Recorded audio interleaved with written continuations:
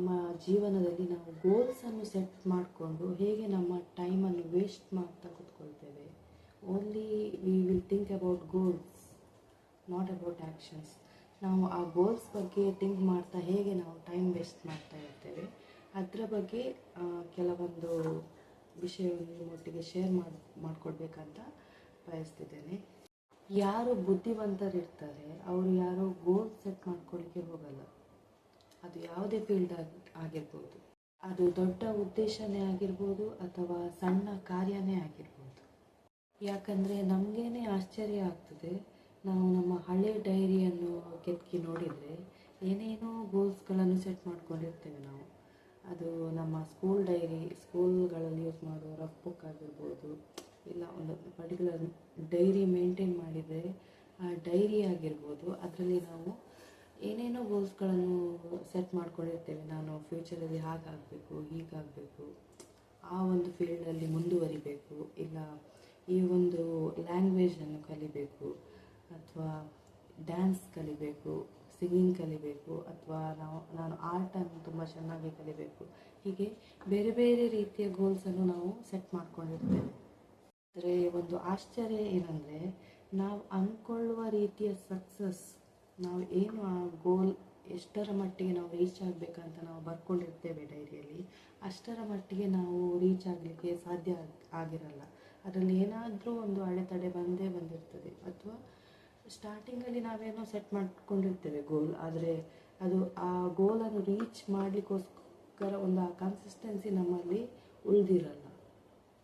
ಏನು new year ಶುರುವಾದ ಕೂಡಲೇ ನಮ್ಮ ಮೈಂಡ್ ಯಾವ ರೀತಿ ಇರುತ್ತೆ ಅಂದರೆ, ಈ ವರ್ಷ ಏನು ಮಾಡಬೇಕು ಅಂತ ಫಸ್ಟಿಗೆ ನಾವು ಸೆಟ್ ಮಾಡ್ಕೊಂಡಿರಬೇಕು, ಈ ವರ್ಷ ಏನೆಲ್ಲ ಅಚೀವ್ ಮಾಡಬೇಕಂತ. ಆದರೆ ಸ್ವಲ್ಪ ದಿನ ಆದಮೇಲೆ ನಮಗೆ ನಾವೇನು ಡೈರಿಯಲ್ಲಿ ಬರ್ಕೊಂಡಿರ್ತೇವೆ, ನಾವು ಏನು ಯೋಚನೆ ಮಾಡಿರ್ತೇವೆ ಆ ಇಯರ್ ಮಾಡಬೇಕಂತ, ಅದೇ ನಮಗೆ ನೆನಪಿರಲ್ಲ. ನಾವು ಏನೇನೋ ಗೋಲ್ಸ್ಗಳನ್ನು ಸೆಟ್ ಮಾಡ್ಕೊಂಡಿರ್ಬೋದು, ವೆಯ್ಟ್ ಲಾಸ್ ಬಗ್ಗೆ ಆಗಿರ್ಬೋದು, ಆದರೆ ಎಜುಕೇಷನ್ ರಿಲೇಟೆಡ್ ಆಗಿರ್ಬೋದು, ಇಲ್ಲ ನಮ್ಮ ಯಾವುದಾದ್ರೂ ನ್ಯೂ ಸ್ಕಿಲ್ಸನ್ನು, ನ್ಯೂ ಲ್ಯಾಂಗ್ವೇಜಸನ್ನು ಕಲಿಯೋ ಬಗ್ಗೆ ಆಗಿರ್ಬೋದು, ಯಾವುದೇ ರೀತಿಯ ಗೋಲ್ಸ್ಗಳನ್ನಾದರೂ ಸೆಟ್ ಮಾಡ್ಕೊಂಡಿರ್ಬೋದು. ಅದರಲ್ಲಿ ಯಾವುದೂ ಆಲ್ಮೋಸ್ಟ್ ಅಚೀವ್ ಆಗಿರಲ್ಲ ಅಲ್ವಾ, ಸುಮ್ಮನೆ ಬರ್ಕೊಂಡಿರ್ತೀವಿ ಅಷ್ಟೇ. ಅದನ್ನು ನಮ್ಮ ಲೈಫ್ನಲ್ಲಿ ಇಂಪ್ಲಿಮೆಂಟ್ ಮಾಡ್ಕೊಂಡಿರಲ್ಲ. ನಾನು ಕೂಡ ನನ್ನ ಲೈಫ್ನಲ್ಲಿ ಹಲವಾರು ಗೋಲ್ಸ್ಗಳನ್ನು ಸೆಟ್ ಮಾಡ್ಕೊಂಡಿದ್ದೆ, ಆದರೆ ಅದನ್ನು ಇಂಪ್ಲಿಮೆಂಟ್ ಮಾಡ್ತಿರ್ಲಿಲ್ಲ ಅಷ್ಟೇ. ನಾಚಿಕೆಯ ವಿಷಯ ಏನಂದರೆ, ಅದರಲ್ಲಿ ಯಾವುದು ನಮಗೆ ಒಂದು ಅಚೀವ್ ಮಾಡಲಿಕ್ಕೆ ಆಗ್ತಿರ್ಲಿಲ್ಲ. ಬರೀ ಅದು ಡೈರಿಗೆ ಅಷ್ಟೇ ಸೀಮಿತ ಆಗ್ತಿತ್ತು, ಅದು ರಿಯಾಲಿಟಿಗೆ ಬರ್ತಿರ್ಲಿಲ್ಲ. ಸ್ವಲ್ಪ ದಿನಗಳ ನಂತರ ನಾವು ಬರ್ಕೊಂಡಿರುವ ಗೋಲ್ಸ್ಗಳನ್ನು ನೋಡಿ ನಮಗೆ ಫ್ರಸ್ಟ್ರೇಷನ್ ಆಗಲಿಕ್ಕೆ ಶುರುವಾಗ್ತದೆ. ಅಂದರೆ ನಾನು ಇಷ್ಟೆಲ್ಲ ಗೋಲ್ಸ್ಗಳನ್ನು ಬರ್ಕೊಂಡಿದ್ದೀನಿ, ಇಷ್ಟೆಲ್ಲ ಆರ್ಗನೈಸ್ಡ್ ಆಗಿ ಬರ್ಕೊಂಡಿದ್ದೀನಿ, ಆದರೆ ಯಾವುದನ್ನು ನನಗೆ ಸಾಧಿಸಲಿಕ್ಕೆ ಆಗ್ತಿಲ್ಲಲ್ವಾ ಅಂತ ನಮಗೆ ಬೇಜಾರಾಗಲಿಕ್ಕೆ ಶುರುವಾಗ್ತದೆ. ವೆಯ್ಟ್ ಲಾಸ್ ತಗೊಂಡ್ರೆ ಸ್ವಲ್ಪ ದಿನ ವೆಯ್ಟ್ ಲಾಸ್ಗೆ ಡೆಡಿಕೇಟೆಡ್ ಆಗಿ ಡಯಟ್ ಮಾಡ್ತೀವಿ, ಎಕ್ಸಸೈಸ್ ಮಾಡ್ತೀವಿ, ಎಲ್ಲನೂ ಮಾಡ್ತೀವಿ. ಆದರೆ ಸ್ವಲ್ಪ ದಿನ ಆದಮೇಲೆ ಸುಮ್ಮನೆ ಬಿಟ್ಬಿಡ್ತೀವಿ. ಅಲ್ಲಿ ಎಲ್ಲ ರೀತಿಯ ಪ್ರಯತ್ನಗಳನ್ನು ಮಾಡಿಬಿಟ್ಟಿರ್ತೀವಿ, ಗೋಲ್ ಸೆಟ್ ಮಾಡಿರ್ತೀವಿ, ಅದನ್ನು ಬರ್ಕೊಂಡಿರ್ತೀವಿ, ಮತ್ತು ವಿಜುವಲೈಸೇಷನ್ ಟೆಕ್ನಿಕ್ಸ್ ಕೂಡ ಮಾಡಿರ್ತೀವಿ, ಮತ್ತು ನಾವು ವಿಷನ್ ಬೋರ್ಡ್ ಕೂಡ ಅದನ್ನು ಪ್ರಿಪೇರ್ ಮಾಡಿರ್ತೇವೆ.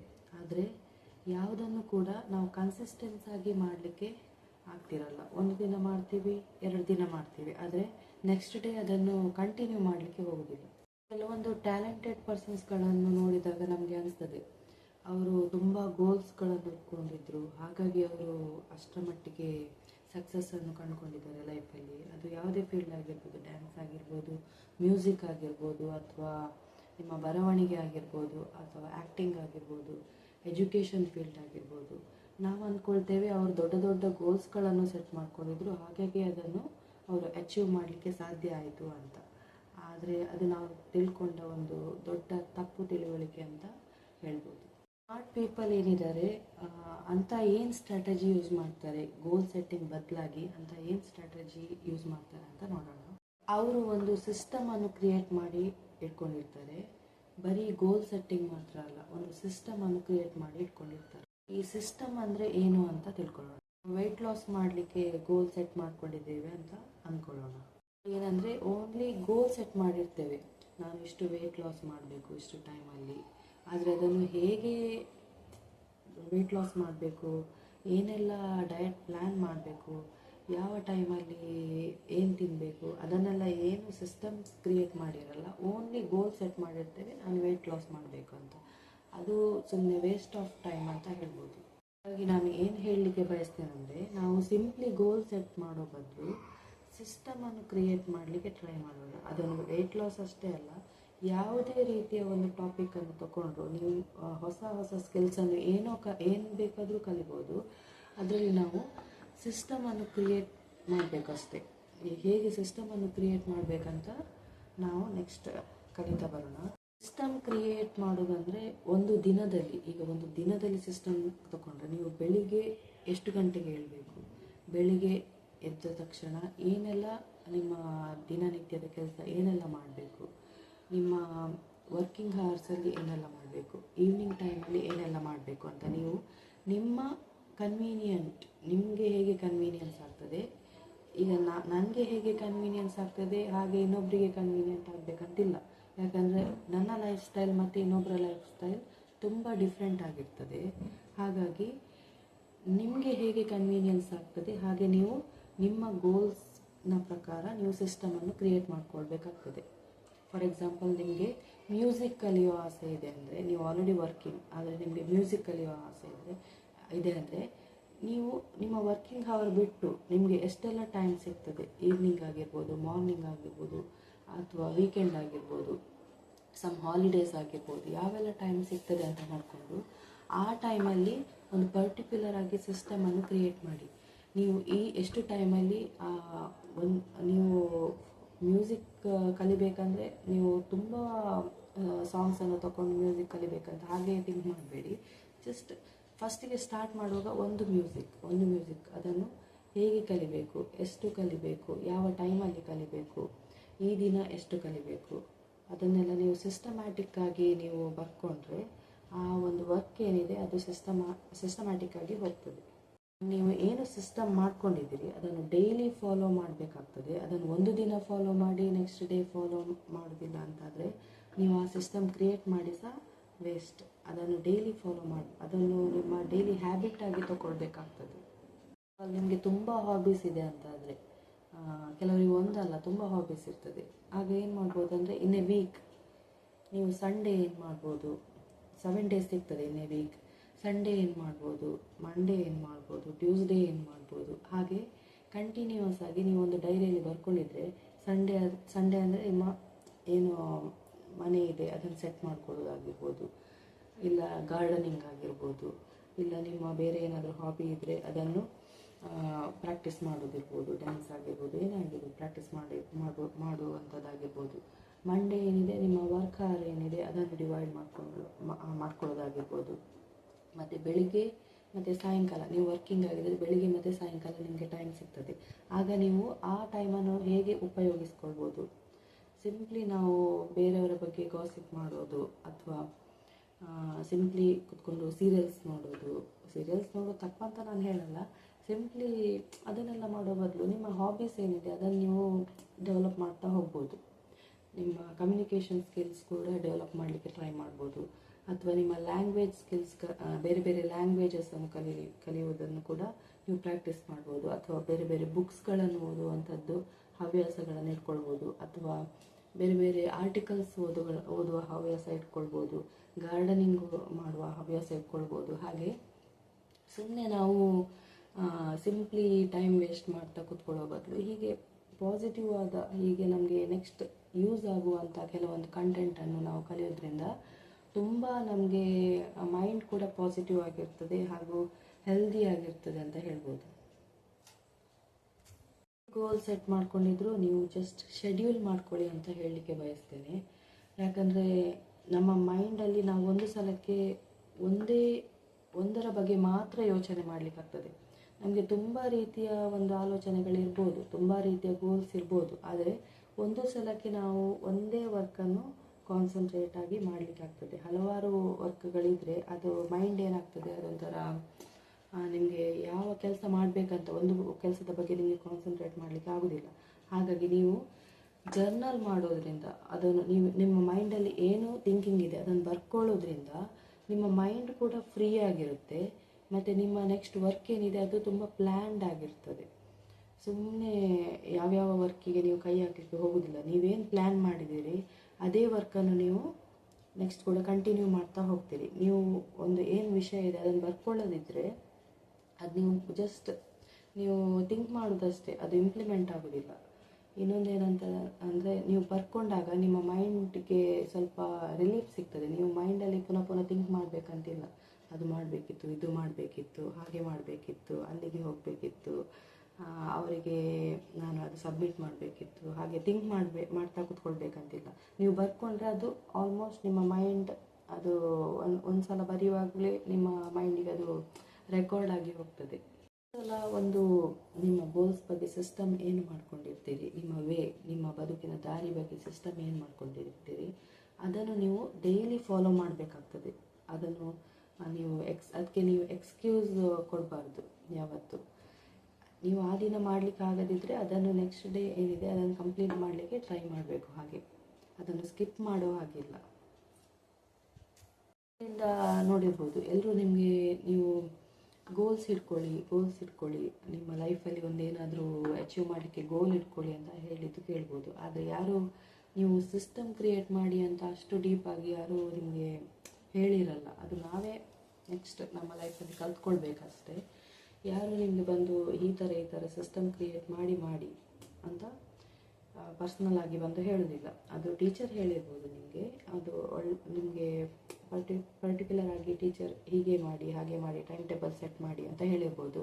ಆದರೆ ಆಫ್ಟರ್ ನಿಮ್ಮ ಎಜುಕೇಷನ್ ಏನಿದೆ, ನಿಮ್ಮ ನೀವು ಏನು ವರ್ಕ್ ಮಾಡ್ತೀರಿ, ಆಗ ಎಲ್ರಿಗೂ ಹಾಗೆ ಒಂದು ಸನ್ನಿವೇಶ ಬರಲ್ಲ, ಎಲ್ರಿಗೂ ಹೇಳಲ್ಲ. ನೀವು ಬರೀ ಗೋಲ್ ಸೆಟ್ ಮಾಡೋದಲ್ಲ, ಸಿಸ್ಟಮನ್ನು ಸೆಟ್ ಮಾಡಿ. ನೀವೇನು ವರ್ಕ್ ಮಾಡ್ತಿದ್ದೀರಿ, ಡೈಲಿ ವರ್ಕ್ ಮಾಡ್ತಿದ್ದೀರಿ, ಅದನ್ನು ಹ್ಯಾಬಿಟ್ ಆಗಿ ಕ್ರಿಯೇಟ್ ಮಾಡ್ಕೊಳ್ಳಿ ಅಂತ ಎಲ್ರಿಗೂ ಅದು ಹೇಳಲ್ಲ. ಹಾಗಾಗಿ ನಾನು ಏನು ಹೇಳ್ತೀನಿ ಅಂದರೆ, ನೀವು ಗೋಲ್ ಸೆಟ್ ಮಾಡೋ ಬದಲು ಸಿಸ್ಟಮನ್ನು ಕ್ರಿಯೇಟ್ ಮಾಡ್ಕೊಳ್ಳಿ, ಪ್ಲ್ಯಾನ್ ಮಾಡ್ಕೊಳ್ಳಿ ಏನು ಮಾಡಬೇಕಂತ, ಮಾರ್ನಿಂಗಿಂದ ಈವ್ನಿಂಗ್ ರೂಟೀನ್. ಆಗ ನೀವು ನಿಮ್ಮ ಕಾನ್ಸಂಟ್ರೇಷನ್ ಏನಿದೆ ಬೇರೆ ಕಡೆ ಹೋಗಲಿಕ್ಕೆ ಆಗೋದಿಲ್ಲ. ನೀವು ಏನು ವರ್ಕ್ ಮಾಡ್ತಿದ್ದೀರಿ ಅದರ ಬಗ್ಗೆನೇ ನೀವು ಥಿಂಕ್ ಮಾಡುವ ಒಂದು ಕೆಪಾಸಿಟಿ ಒಂದು ಬಿಲ್ಡ್ ಮಾಡ್ಕೊಳ್ತೀರಿ. ನೀವು ಸಿಸ್ಟಮ್ ಕ್ರಿಯೇಟ್ ಮಾಡೋದ್ರಿಂದ ಪ್ರಯೋಜನ ಏನು ಅಂತಂದರೆ, ನಾವು ಸಿಸ್ಟಮ್ ಕ್ರಿಯೇಟ್ ಮಾಡಿದಾಗ ನಾವು ಲಾಸ್ಟ್ ರಿಸಲ್ಟ್ ಬಗ್ಗೆ ಥಿಂಕ್ ಮಾಡಲ್ಲ. ಈಗ ಇವತ್ತೇನೋ ವರ್ಕ್ ಮಾಡಲಿಕ್ಕೆ ಅಂತ ಸಿಸ್ಟಮ್ ಕ್ರಿಯೇಟ್ ಮಾಡಿದ್ದೀನಿ ಅಂತ ಹೇಳಿ ಎನಿಸಿ, ಆಗ ನಾವು ಲಾಸ್ಟ್ ರಿಸಲ್ಟ್ ಏನಿದೆ ಅದರ ಬಗ್ಗೆ ಥಿಂಕ್ ಮಾಡಲ್ಲ. ಇವತ್ತೇನು ವರ್ಕ್ ಮಾಡಬೇಕು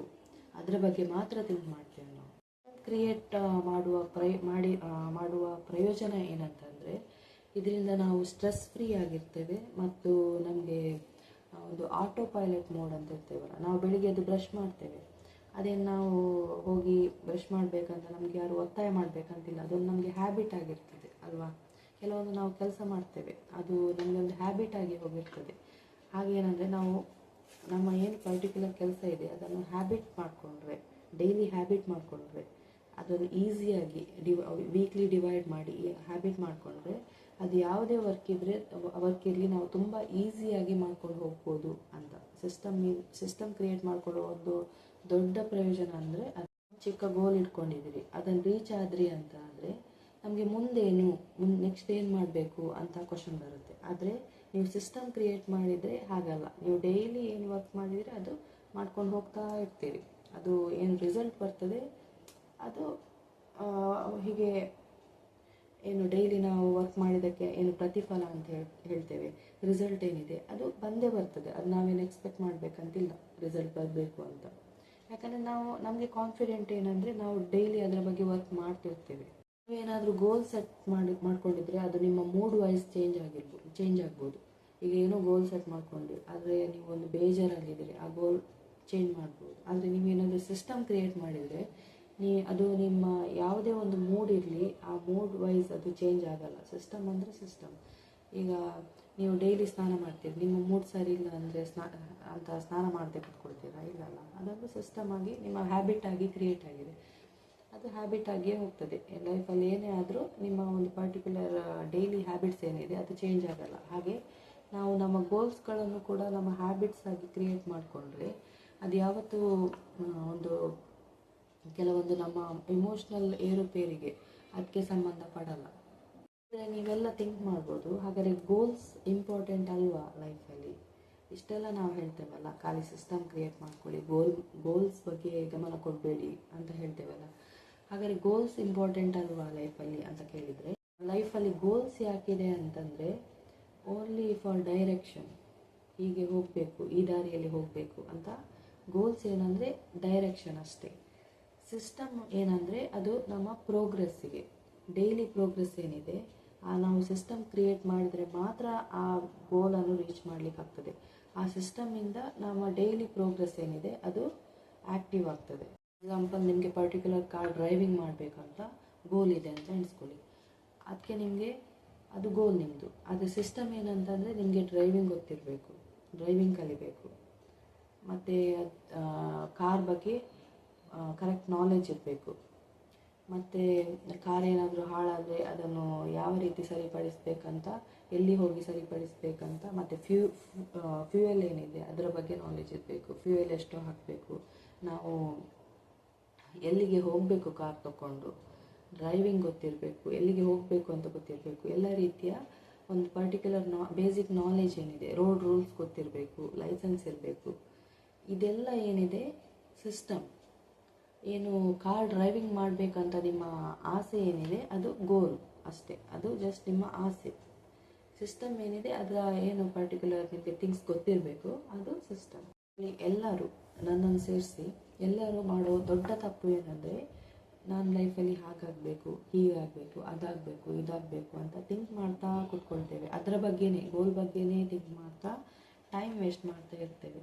ಆದರೆ ಅದನ್ನು ಹೇಗೆ ಇಂಪ್ಲಿಮೆಂಟ್ ಮಾಡಬೇಕು, ಹೇಗೆ ಅದನ್ನು ಅಚೀವ್ ಮಾಡಬೇಕು, ಯಾವ ನಾನು ಆ ಗೋಲ್ ಅಚೀವ್ ಆಗಬೇಕಾದ್ರೆ ನಾನು ಯಾವ ಕೆಲಸಗಳನ್ನು, ಯಾವ ಸ್ಕಿಲ್ಸ್ಗಳನ್ನು ಕಲಿಬೇಕು, ಅದರ ಬಗ್ಗೆ ನಾವು ಯಾರೂ ಕಾನ್ಸಂಟ್ರೇಟ್ ಮಾಡಲ್ಲ. ಸ್ಮಾಲ್ ಚೇಂಜಸ್ ಟ್ರೈ ಮಾಡ್ಬೋದು. ಈಗ ಒಂದು ಬುಕ್ ಓದಬೇಕಾದ್ರೆ, ಈಗ ನಾಳೆ ಇವತ್ತು ಒಂದು ಪೇಜ್ ಓದಬೇಕಂತಿದ್ರೆ ನಾಳೆ ನಾವು ಎಕ್ಸ್ಟ್ರಾ ಪೇಜಸನ್ನು ಆ್ಯಡ್ ಮಾಡ್ತಾ ಹೋಗೋದು. ಹಾಗೆ ಒಂದೇ ಸಲಕ್ಕೆ ನಾವು ಫುಲ್ ಬುಕ್ ಓದ್ತೇವೆ ಅಂತ ಹಾಗೆ ನಾವು ಏಮ್ ಇಟ್ಕೊಳ್ಳಿಕ್ಕಾಗೋದಿಲ್ಲ. ಸ್ಮಾಲ್ ಥಿಂಗ್ಸಿಂದ ನಾವು ಚೇಂಜಸನ್ನು ಕಾಣ್ತಾ ಹೋಗ್ಬೋದು. ಡೆವಲಪ್ ಮಾಡೋದ್ರ ಒಂದು ಯೂಸ್ ಏನಂತಂದರೆ, ಅದರಲ್ಲಿ ಒಂದು ಕನ್ಸಿಸ್ಟೆನ್ಸಿ ಇರ್ತದೆ. ಇವತ್ತು ನೀವು ಹೆಚ್ಚು ಕೆಲಸ ಮಾಡಿ ನಾಳೆ ಏನೋ ಮಾಡದೇ ಇರ್ತೀರಾ, ಹಾಗೇನಿರಲ್ಲ. ಇವತ್ತು ಎಷ್ಟು ಕೆಲಸ ಮಾಡಿದ್ದೀರಿ, ನಾಳೆಯೂ ಅಷ್ಟೇ ಕೆಲಸ ಮಾಡ್ತಾ ಹೋಗ್ತೀರಿ. ಅದರಲ್ಲಿ ಹೆಚ್ಚು ಕಮ್ಮಿ ಹಾಗೇನಿರಲ್ಲ. ಸಿಸ್ಟಮ್ ಒಂದು ಕ್ರಿಯೇಟ್ ಮಾಡೋದ್ರ ಒಂದು ಉದ್ದೇಶವೇ ಅದು, ಕನ್ಸಿಸ್ಟೆನ್ಸಿ ಕ್ರಿಯೇಟ್ ಮಾಡಬೇಕು. ಮತ್ತು ಸಿಸ್ಟಮನ್ನು ಟ್ರ್ಯಾಕ್ ಮಾಡಬೇಕು ಹೊರತು ಗೋಲ್ಸನ್ನು ಟ್ರ್ಯಾಕ್ ಮಾಡಬಾರ್ದು. ಸಿಸ್ಟಮ್ ಸೆಟ್ ಮಾಡಿದ ಮೇಲೆ, ಗೋಲ್ ಕ್ರಿಯೇಟ್ ಮಾಡಿದ ಮೇಲೆ ನಾವು ಅದನ್ನು ಚೆಕ್ ಮಾಡ್ತಿರ್ಬೇಕು, ಆ ಸಿಸ್ಟಮನ್ನು. ಅಂದರೆ ನಾವು ಅದನ್ನು ಫಾಲೋ ಮಾಡ್ತಿದ್ದೀವಾ ಡೈಲಿ ಇಲ್ವಾ ಅಂತ. ಏನು ಕಂಡುಕೊಳ್ಬೋದು ಅಂದರೆ, ನಾವು ಸುಮ್ಮನೆ ಗೋಲ್ಸ್ ಸೆಟ್ ಮಾಡುವ ಒಂದು ಕಾನ್ಸೆಪ್ಟನ್ನು ಬಿಟ್ಟು ಆ ಗೋಲನ್ನು ರೀಚ್ ಮಾಡಲಿಕ್ಕೆ ಸಿಸ್ಟಮನ್ನು ಹೇಗೆ ಸೆಟ್ ಮಾಡ್ಬೋದು ಅದರ ಬಗ್ಗೆ ನಾವು ಕಾನ್ಸಂಟ್ರೇಟ್ ಮಾಡಿದರೆ ನಮ್ಮ ಆಸೆಗಳಿದೆ, ನಮ್ಮ ಡ್ರೀಮ್ಸ್ ಇದೆ, ಅದನ್ನು ತುಂಬ ಈಸಿಯಾಗಿ ಅಚೀವ್ ಮಾಡಬೇಕಂತ ಅನಿಸ್ತದೆ.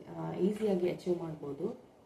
ಮತ್ತು ನಿಮಗೆ ಯಾವುದೆಲ್ಲ ರೀತಿಯ ಒಂದು ವರ್ಕ್ ಲೋಡ್ಗಳಿದೆ ಅದನ್ನು ಸಿಸ್ಟಮ್ ಕ್ರಿಯೇಟ್ ಮಾಡಿದರೆ ಅದನ್ನು ಸೆಗ್ರಿಗೇಟ್ ಮಾಡ್ತಾ ಹೋಗಲಿಕ್ಕೆ ನಿಮಗೆ ಈಸಿ ಆಗ್ತದೆ. ಸುಮ್ಮನೆ ನೀವು ಹಾಗೆ ಮಾಡಬೇಕು ಹೀಗೆ ಮಾಡಬೇಕು ಅಂದ್ಕೊಂಡ್ರೆ ಅದು ನಿಮಗೆ ಕೆಲವೊಮ್ಮೆ ನೆನಪು ಸಹ ಇರೋದಿಲ್ಲ, ಕೆಲವೊಮ್ಮೆ ಅದು ಮಾಡಲಿಕ್ಕೆ ಸಹ ಆಗೋದಿಲ್ಲ. ಹಾಗಾಗಿ ಯಾವ ಟೈಮಲ್ಲಿ ಏನು ಮಾಡಬೇಕಂತ ಇಟ್ಕೊಂಡ್ರೆ ನಿಮ್ಮದು ಎಕ್ಸ್ಟರ್ನಲ್ ನೆಗೆಟಿವ್ ಸೋರ್ಸಸ್ ಏನಿದೆ ಅದರ ಬಗ್ಗೆ ನೀವು ಕಾನ್ಸಂಟ್ರೇಟ್ ಮಾಡಲಿಕ್ಕೆ ಹೋಗೋದಿಲ್ಲ. ನೀವು ಏನು ಪರ್ಟಿಕ್ಯುಲರ್ ಆಗಿ ಸೆಟ್ ಮಾಡ್ಕೊಂಡಿರ್ತೀವಿ, ಪ್ಲ್ಯಾನ್ ಮಾಡ್ಕೊಂಡಿರ್ತೀರಿ, ಅದರ ಬಗ್ಗೆ ಮಾತ್ರ ನೀವು ಕಾನ್ಸಂಟ್ರೇಟ್ ಮಾಡ್ತೀರಿ. All the best. ನಮ್ಮ ಮುಂಚೆಯಿಂದ ಸಹ ನನಗೊಂದು ಡೌಟ್ ಇತ್ತು ಗೋಲ್ ಸೆಟ್ ಮಾಡೋದಕ್ಕೆ. ಆದರೆ ಈಗ ನಮಗೆ ಕ್ಲಾರಿಟಿ ಬರ್ತಿದೆ ಏನಂದರೆ, ನಾವು ಗೋಲ್ ಸೆಟ್ ಮಾಡೋದಲ್ಲ, ಸಿಸ್ಟಮ್ ಸೆಟ್ ಮಾಡಬೇಕು ಅಂತ. ತುಂಬ ಲೇಟಾಗಿ ಆದರೂ ನಮಗೆ ಅರ್ಥ ಆಯಿತು ಅದರ ಬಗ್ಗೆ. ಅದನ್ನು ನಾನು ನಿಮ್ಮ ಹತ್ರ ಶೇರ್ ಮಾಡಬೇಕಂತ ನನಗೆ ಒಂದು ಅನಿಸಿತು. ಹಾಗಾಗಿ ನಾನು ನಿಮ್ಮ ಹತ್ರ ಕೂಡ ನಿಮಗೆ ಕೂಡ ನಿಮ್ಮ ಫ್ಯೂಚರಲ್ಲಿ ಒಂದು ಏನಾದರೂ ಡ್ರೀಮ್ಸ್ ಇದ್ದರೆ ಅದು ಅಚೀವ್ ಮಾಡಲಿಕ್ಕೆ ನಿಮಗೆ ಕೂಡ ಹೆಲ್ಪ್ ಆಗಲಿ ಅಂತ ನಾನು ಈ ವಿಡಿಯೋ ಮಾಡಲಿಕ್ಕೆ ಕಾರಣ. Thank you so much.